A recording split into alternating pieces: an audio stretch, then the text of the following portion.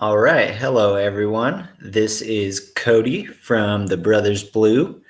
And today I felt compelled to make a short explanation for some people who don't seem to understand how racism works and what it really looks like and what it really is in modern day America. So, starting out, it seems that a lot of people, specifically poor white people, seem to be offended when they are shown how they do have privilege in America. It's not that we don't understand the plight of millions and millions of poor white Americans. It's just that we can simultaneously understand that the problems they face are faced by African Americans in disproportionate numbers. When African Americans only make up 12% of the population, but have a 25% chance of ending up in poverty, while white Americans make up 60% of the population and only have a 9% chance of ending up in poverty, it's kind of hard to argue that white privilege isn't real.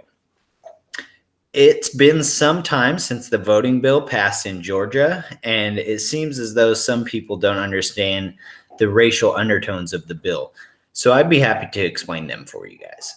Starting with the ID, the simple fact of the matter is that there are millions of Americans who don't have ID. And as with most things like education, poverty, healthcare, just to name a few, something that disproportionately affects African American communities is also those who don't have ID. When people say that it seems like a Jim Crow law, I automatically think of the part where you are not allowed to give water to voters waiting in line. This is not to prevent electioneering. It is simply to make voting harder. Not to mention, I think the political resolve of the average American is stronger than what would be needed for someone to change their mind on how they're going to vote because someone gave them a bottle of water while they're waiting in line. Moving on to another hot button issue around race right now that some people don't seem to understand is how the filibuster remains a tool that can be used to push structural racism.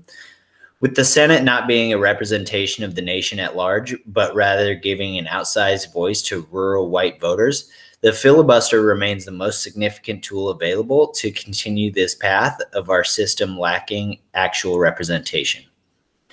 When it comes specifically to the racism issue with African Americans, what people need to understand is that whatever problems we have in America with healthcare, education, voting rights, wealth inequality, homeownership, and the list going on and on and on, these problems disproportionately affect African Americans in a negative way. Another recent issue that has been increased is the racial violence towards Asian Americans. And when people call COVID-19 the China virus or Kung flu, they're absolutely engaging in racist behavior. Maybe the worst part is that a lot of people who say these things will say that they are not racist and defend themselves because we called the influenza outbreak of the 1920s the Spanish flu, so they're just doing the same thing. But they're not.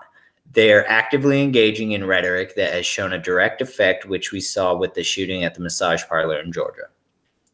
My brother and I will likely talk more in depth about these issues, and I look forward to it, but I just wanted to get some stuff off my chest. So guys, please like and subscribe, comment if you care to, and always remember that knowledge is power.